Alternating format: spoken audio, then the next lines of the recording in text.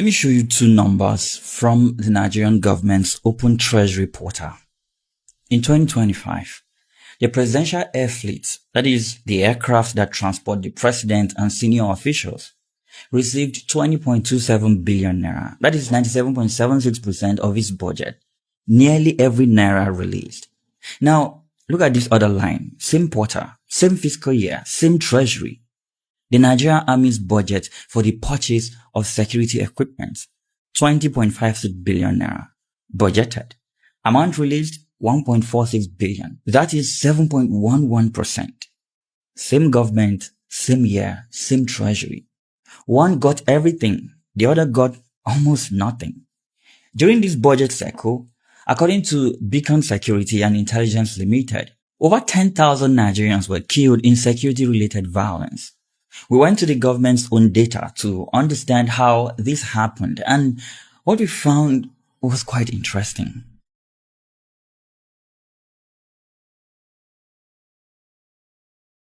In December 2024, President Bola Ahmed Tinubu presented the 2025 federal budget to the National Assembly. He called it, "This budget christened Budget of Restoration, Securing Peace, Building Prosperity." The numbers backed up the name. The defense and security sector received 6.57 trillion naira, the largest allocation in Nigerian history. That is more than 12% of the entire federal budget. When the president introduced the 2026 budget a year later, he said something that matters for what comes next. He said, quote, "We will invest in security with clear accountability for outcomes, because security spending must deliver results to secure our country." Now, here's how the money was supposed to flow. The Nigerian Army was allocated 4.52 trillion naira. The Air Force 1.25 trillion. The Presidential Airfleet, managed under the Office of the National Security Advisor, received its own allocation. On paper, this was the most funded military Nigeria has ever had.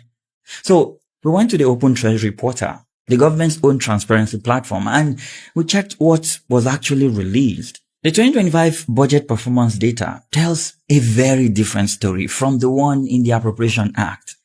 Army security equipment budgeted 20.56 billion, released 1.46 billion, just over 7%. Defense equipment, that is the weapons, vehicles, and hardware the army needs to fight, 336.76 billion budgeted, released 16.71 billion, under 5%. Now, Air Force aircraft maintenance, the budget for keeping the military's aircraft operational, 34.71 billion budgeted, 4.85 billion released, that is about 14%. But it gets worse. There are budget lines that received 0 naira, not reduced funding, 0. Construction of military barracks, 206.97 billion budgeted, 0 released. Transport fuel for the army, 0. Aircraft fuel for the Air Force, that is the jets that are supposed to be providing air support in Borno, 0.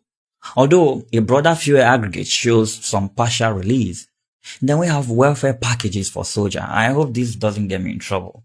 They got 0. Recruitment, 0. So the army can't buy equipment. The Air Force can't fuel its aircraft.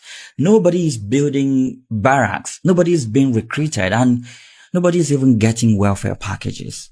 But then we checked another line on the same portal. The Presidential Airfleet, 20.74 billion naira budgeted, 20.27 billion released, that is 97.76%. The same treasury that released 7% for the army security equipment released 97% for the aircraft that fly the president. The same system that gave the Air Force 0 naira for aircraft fuel found a way to fully fund the fleet used for official transport. Now, when these numbers became public, the President's Special Advisor on Economic Affairs, Tope Fasua, pushed back. He said the comparison is unfair. His argument, the Presidential Airfleet falls under recurrent expenditure, maintenance, fuel, operational costs. Those get released monthly. Military equipment Meanwhile, you see capital expenditure, procurement, construction, capital releases, they follow different timelines and depend on cash availability. And honestly, that is a quite reasonable argument. Recurrent and capital expenditure do follow different rules in Nigeria's public finance system. If this explanation holds, it would account for the gap. So, we tested it. We went back to the Open Treasury portal and we pulled every military budget line that is classified as recurrent expenditure, the same category as the Presidential Airfleet. And here's what we found. Every single line on this table is recurrent expenditure, same category as the fleet, same rules, same timelines. Maintaining the Air Force aircraft is recurrent. Servicing planes, repairing engines, it got 13.98%. Maintaining the president's aircraft is also recurrent, but it got 97.76%. Fueling the Air Force's jets, the ones flying missions over Borno, is recurrent. It got 0. Fueling the president's jet, fully funded. Tope Fasua said, you cannot compare recurrent with capital. And yes, he is right. So we compared recurrent with recurrent, and the gap is still there. The data does not support a structural explanation. The pattern points to a choice in priorities. But this pattern didn't start in 2025. Fleet spending has grown dramatically over the past decade, from 4.37 billion naira in 2017 to over 20 billion in 2025. And the proposed allocation for 2026 is 238 billion naira. Under this administration alone, cumulative spending on the Presidential Airfleet is estimated between 169 and 179 billion naira. But here's where it gets structural. The Presidential Airfleet sits under the Office of the National Security Advisor, the ONSA. So we checked ONSA's own budget performance. According to Budget, Nigeria's leading independent budget transparency organization, as of June 2025, halfway through the fiscal year, ONSA reported a capital budget utilization of 314%. They received 228 billion naira against an appropriation of 72.5 billion naira, 3 times their approved budget in 6 months. Now, President Tinubu himself admitted in December 2025 that only 17.7% of the entire 2025 capital budget had been released as of the third quarter. That is the system-wide baseline. The Army's equipment budget got less than half of that. ONSA, the agency that supervises the Presidential Airfleet, got 18 times that amount. And the transparency picture isn't any better. Transparency International's 2025 Defense Integrity Index rated Nigeria at high to critical risk of defense corruption. Military operations scored 12 out of 100, the lowest of any risk area across sub-Saharan Africa. The report specifically flagged significant gaps in defense spending transparency and noted that most military procurement is classified on national security grounds. It is possible that additional security funding flows through classified channels not visible on the Open Treasury portal. But if so, those channels were not sufficient to prevent over 10,000 deaths or the killing of 8 senior officers between January and April. So, the money that is released has almost no oversight. The money that isn't released is leaving soldiers on the front lines without equipment, without fuel, without support. And that gap has a body count. During the 2025 budget cycle, the year in which the military received 7% of its equipment budget, Beacon Security and Intelligence recorded over 10,000 Nigerians killed in security-related violence. By the first quarter of 2026, the number had reached 2,350 killed and over 1,100 abducted. And it's not just civilians. These are senior military officers, brigade commanders, battalion leaders, the people running this war. Between January and April 2026, 7 commanding officers and 1 brigadier general were killed in Borno State alone. 3 of those commanding officers died within days of each other. Brigadier General Musa Uba was captured by ISWAP in 2025 after an ambush near Wajiroko in Damboa, Borno State. They released footage of him in custody, and then they killed him. And during the 2025 budget defense session, the Minister of State for Defense made an admission that speaks for itself. the government had not paid group life insurance to the families of soldiers killed in action. He asked for 20 billion naira to settle what was owed to the dead. So the government could not pay its debt to fallen soldiers, but the Presidential Airfleet received 97.76% of its budget. Tope Fasua has publicly argued that recurrent and capital expenditure follow different rules and that the comparison between the fleet and military hardware is invalid. The government's own data shows that military recurrent lines, fuel, aircraft maintenance, welfare, recruitment, the same expenditure category as the fleet, also received near zero releases. The explanation he offered does not account for that gap. The Senate Committee on Defense has raised concerns. Chairman Ahmed Lawan said publicly that you cannot postpone the defense budget because it gives an edge to the enemy. But as of today, no formal investigation has been launched into why the government's own transparency portal shows these numbers. Now, I want to be clear. Everything we showed you in this investigation is publicly available. The Open Treasury portal, opentreasury.gov.ng, publishes budget performance data for every federal MDA. GovSpend, built by budget, tracks individual government payments. You can go to these platforms right now and verify every number. The 2025 budget implementation has been expanded to June 2026. When updated figures are published, we will be here with a follow-up. And if additional funds were released for military equipment, of course, we will report that as well. If they weren't, we will report that too. Now, the question this investigation raises is not complicated at all. The same government, the same treasury, the same fiscal year found a way to fully fund the fleet that carries the president and chose not to fund the equipment that protects Nigerian lives. The numbers are on the government's own portal. We didn't manufacture them. The bodies are in the ground. The question now is whether anyone will be asked to explain why. Nigerians, when are we going to tell ourselves the bitter truth that the only way to solve insecurity in Nigeria once and for all, the only way is to vote out APC? Who brought these bandits into Nigeria? In 2014, their reason for bringing the bandits, the reason that the APC gave, they are the ones that said it by themselves, was in case Jonathan and the PDP did not relinquish power, they planned to use the bandits to disrupt and destabilize and make Nigeria ungovernable for Jonathan.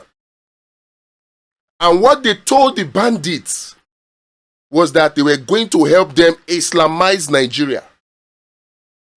So it was a win-win. The bandits saw it that, oh, they will Islamize Nigeria, and the APC saw it that they will gain power. Win-win. What now happened after Jonathan relinquished power? We need to remind ourselves of these things so that we will know that prayer, protests, and APC will not solve insecurity. They will not. And there is a point I am driving at. Just be patient with me, I beg you. After they got into power, the reason changed. The Islamization that they promised the bandits and whatever else were not forthcoming. Then, the modus operandi and their motives also did what? They also changed. That was when people like T.Y. Danjuma came and started shouting, they collude, they collude. Because as even former APC or even current APC people came out to tell us, they imported the bandits into Nigeria. Now that Jonathan was out of the picture, Islamization that they were looking for they didn't get, or they couldn't get. The modus the motive changed. Now, some people now made that insecurity into a business. People in government made insecurity into a business. So they started talking about repentant Boko Haram. Still, the insecurity still continued. The terrorism continued. The banditry continued. The cattle rustling continued. The kidnapping continued. But then, they will carry people. Look at the Dapchi girls. Carried them. People that were supposed to be watching, they said they were not watching. Then, a few days later, we heard negotiations were done. Ransom was paid. They were released. And they started using it as bragging rights. So, they saw it as an avenue for making money, because if there's insecurity, who will question security votes? So they were making money, and then they were using it as campaign material. To tell you, oh, you see, the APC is working. You see, the Dapchi girls were captured, they were released. Even though one of them is still in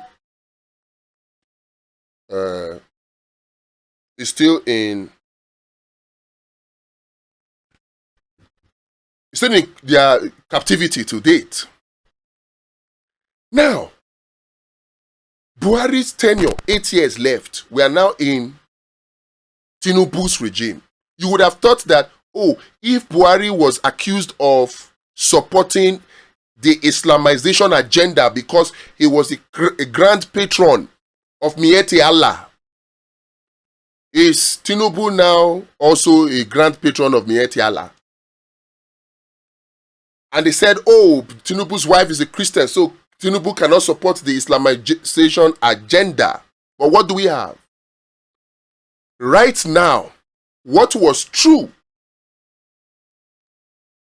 during Jonathan, what was true during Buhari is also true in this APC under Tinubu, this Nigeria of today.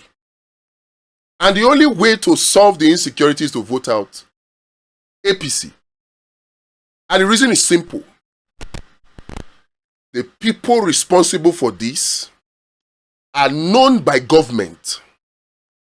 They are known. DSS, Defense Intel, DIA, EFCC, police, army, they cannot say they don't have intelligence on who these people are. If they did, if they said that, that would mean incompetence.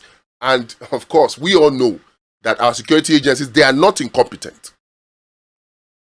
And it cannot be sabotage, or can it be sabotage? That some politicians, opposition politicians, are using this insecurity to paint Tinubu's APC black, to sabotage it, to blackmail it because of elections. Because of elections maybe, but if it is sabotage, that is an ample opportunity for our security agency to show their worth. So it is not sabotage. T.Y. Dajuma said it, they collude. Abacha has said it, if insecurity persists for more than 24 hours, government knows about it. So this is my opinion on this matter. The government are the ones behind the bandits, the kidnappers. So no matter how long you protest, the government will not bomb their own agents. Will they? Will they? If not, why would you tell me that? Over 2 weeks, nothing has been done. They will come and tell you, oh, we don't want collateral damage. The children will be collateral damage. Really? Or it's just that, oh, you cannot bomb the people that you sent now. The ones that they capture, they will say they are repentant Boko Haram, repentant bandits. They will give them salary, give them 3 million upfront, give them salary of 50,000 every month, and say they are reintegrating them. They are using them now to raise funds and also to strike fear into the hearts of Nigerians. That's what they are doing, oh. All the kidnappings everywhere, all the banditry everywhere, the Boko Haram, the ISWAP, all of them, government hand dey inside. It has become a business for them, insecurity. They don't care that the lives of people are lost. Look at what the Oyo kidnappers have done. Does that strike you as people looking for money? Does that strike you as people who are afraid that government might catch up with them? They are operating like people who know that government and them are the same side them dey. So they can video, upload using phone to social media, knowing fully well that government, security agencies have the capacity to track their location with their social media post. But do they care? Why would they care? When the government is backing them. Why would they care? So, think about it however you want to think about it. Unless APC is removed from power, insecurity will continue. Unless APC is voted out in 2027, and I'm not just talking about Tinubu alone, unless APC is voted out, insecurity will only get worse because it's a business for them now. It's a business for them. So whatever you are doing before you protest, make sure you have your PVC. I want to say it ha. If you no get PVC, instead of going to join any protest, go to any INEC local government office. Go and register for your PVC. I said it, I will say it again. If you're a student and you know that your voting polling unit is in your school, please go and move that polling unit back to where your parents are. Because during election time, they go shut down schools. And that is why I'm not happy with some people who would just think that, oh, the only thing that they can do is to criticize Tinubu. Criticize him from now till thy kingdom come. Tinubu no send anybody, papa. And that criticism, what does it solve? Zero, nothing. The only thing is, do you have PVC?